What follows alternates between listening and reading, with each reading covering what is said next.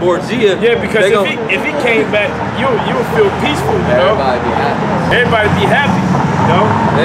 Hey, the Lord not come back looking like this. The Lord come back looking like an all-serious, so-called dark-skinned man of the tribe of Judah, man. Right. Which they should be terrified because he's the one that destroyed your people. He's the one that put you in the ghettos, man. That put you in the place where you are right now. And I can't mention that they look at us as if we're just a bunch of niggas in the ghettos. But really, we're the children of the Most High. That's right. The fact that we're in the ghettos is a prophecy in itself. And it's right here in Deuteronomy 32 and 26. It says, I said, I will scatter thee into corners. I will make the remembrance of them to cease from among them. And those corners constitute the ghettos. That's the reason why the so-called fake Jews trying to fulfill the prophecy, they went and made ghettos for themselves to dwell in. That's the reason where you get the definition from ghetto. When you go and do a word search on the word ghetto, I just did. Yeah, God, the word ghetto, it says the Jewish quarter in the city. It says the Jewish quarter in the city. That's what's his name? That's that ex. He going to change. He gonna be a. You know, so basically, It used to have a definition of where the Jews dwell. That's what they said. There's an old dictionary that said where the Jews dwell. So in the ghettos is where you Negroes dwell. They know who you are. God. Now it's not talking about the so-called Amalekites, because until this day, the Amalekites, the false Jews, they're living in these rich suburban neighborhoods, man. Inside of America, I mean inside of Michigan itself, a lot of them live in what's known as Bloomfield, man. Bloomfield Hills, Farmington Hills, which is rich cities, man. They don't dwell in the ghettos. Who the ones dwelling in the ghettos? The Negroes, Latinos, and Native Americans. And this is what it says about the so-called white man. It says their houses are safe from fear, neither is the rod of the Most High upon them. Who are the ones that, when you get off work and you're running low on gas, you don't even want to stop at the gas station because there's a bunch of Negroes hanging out at the gas station. That you gotta sleep with your 12 gauge, because there was a video of a so-called Negro woman, and she was talking about how she carried her 12 gauge around the house because she lives in a neighborhood that's high in gang violence. You know, people breaking in your houses, they don't have to deal with this, man. We have to deal with it. Their houses is safe from all of the madness that we have to go through in the ghettos that we live in. Forrest Griffin ain't going through it. You know, so these people don't fit the prophecies. No. Hey, Forrest Griffin ain't going through. He just walked by. He look like he bugged out now. He's going into slavery. Yeah. All you so-called white people. It's Very over, soon. There's no excuse anymore. We've been out here, and I'm just talking about us. I'm talking about Hebrew Israelites in general. We've been out here giving the warning for a long time now. So when the judgment comes from Yahweh Bashem Yahushai, from the people y'all call God and Jesus, ain't none of y'all gonna have no excuse. The warning has been out. You wanna go around living your life bullshitting?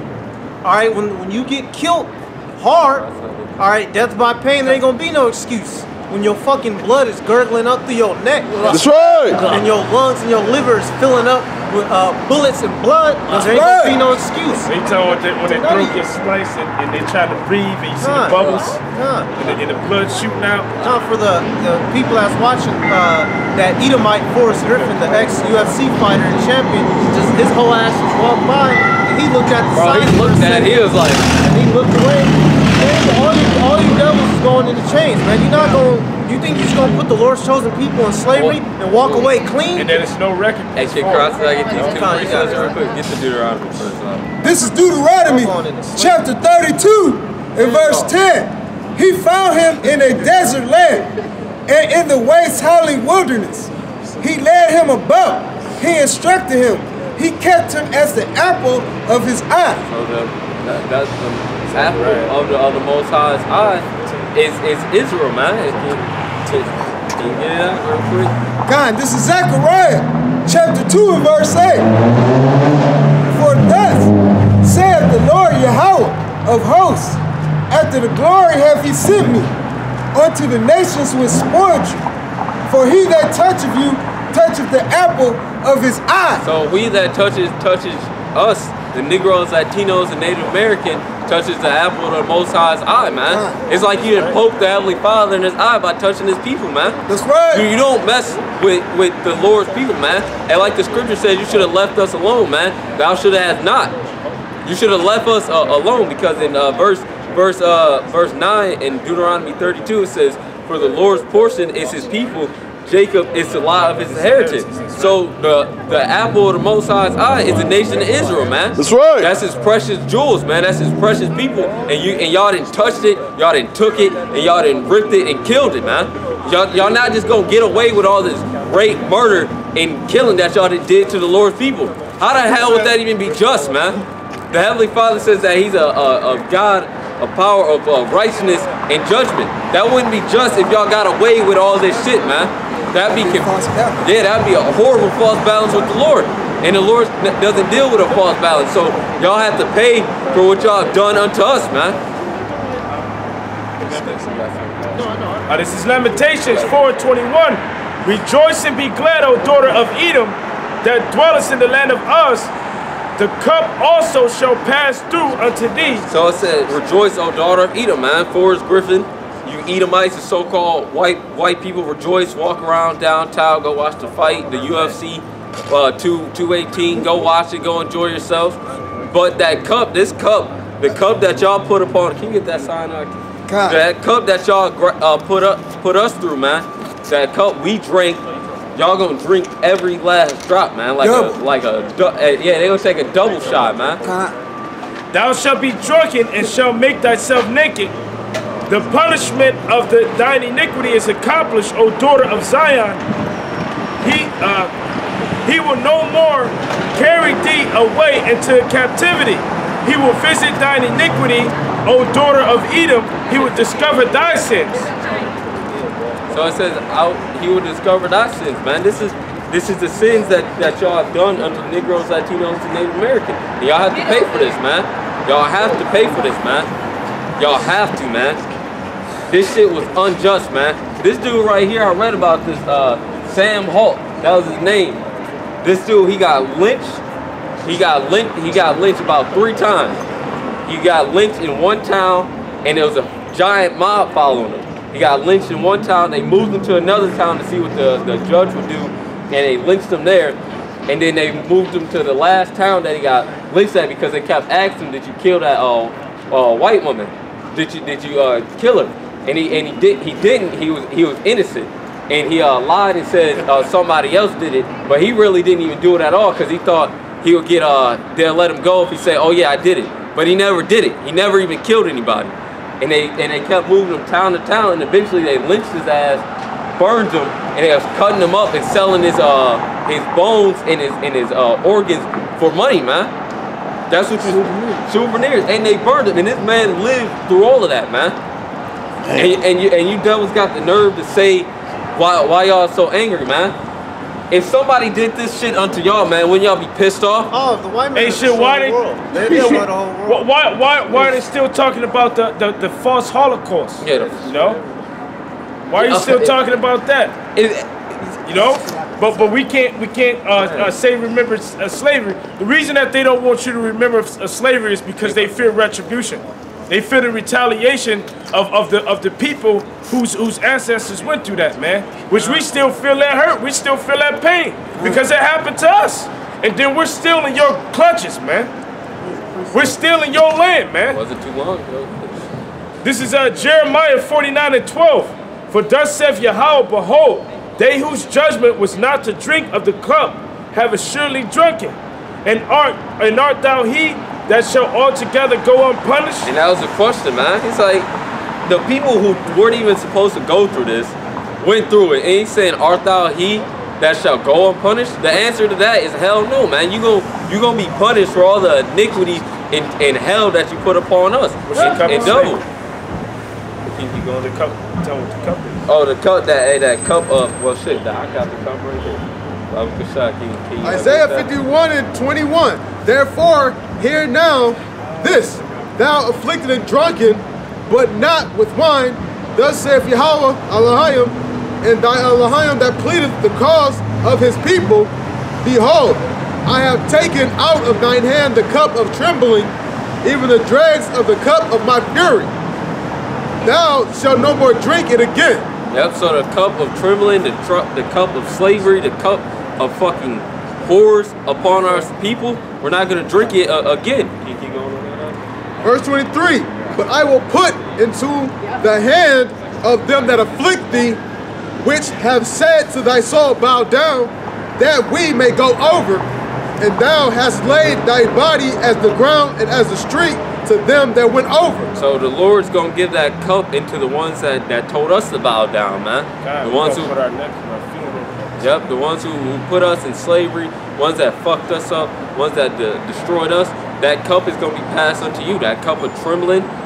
Man, look at our That's people, hell man. right there. That is hell. Slavery. Yeah, that's what the heathen's going to experience. Hell.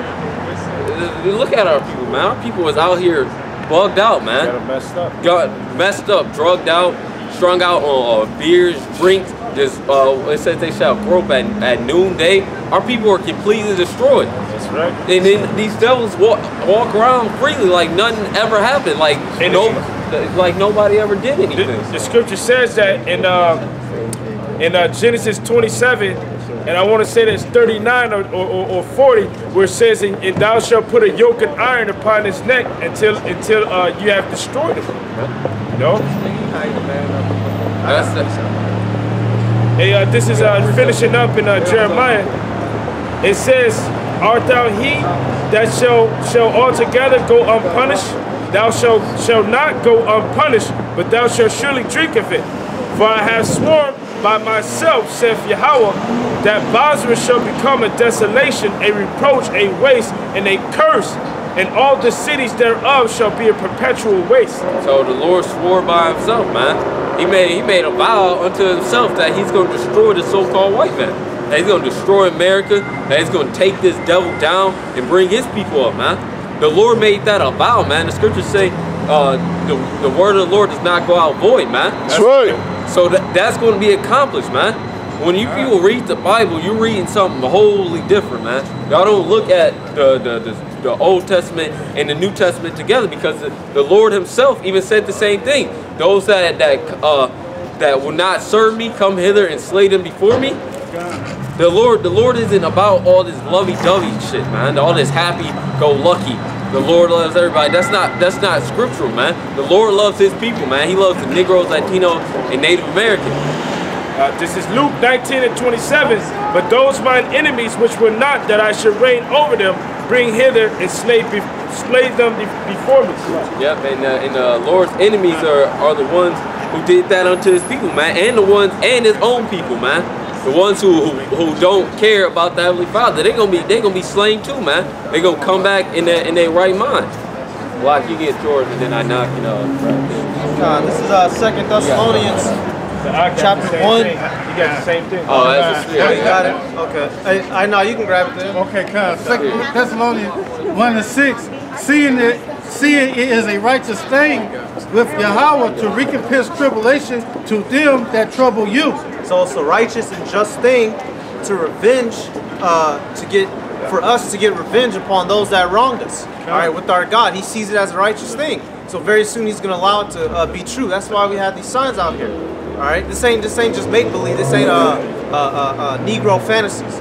All right, this is actually going to happen. The so-called white man Esau, the Edomites, the people that are biblically known as Edom, will be revenged by the nation of Israel, the so-called Negroes, Latinos, and Native Americans. That's right.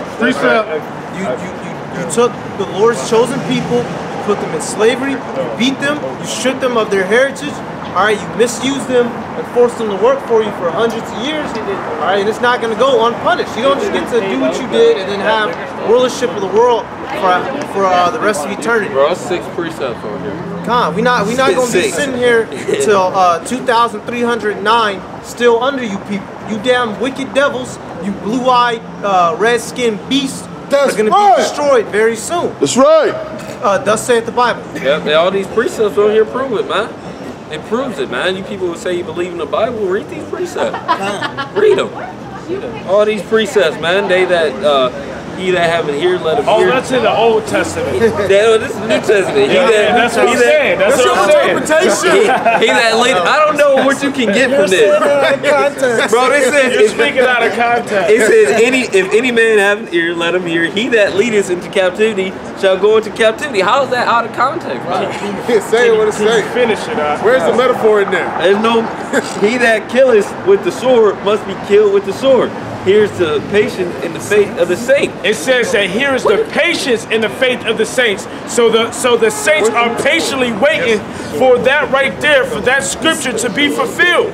And who are the saints? Psalms 148 and 14. The saints are the children of Israel. Oh, there's no private interpretation. This is Baruch 4 and 31.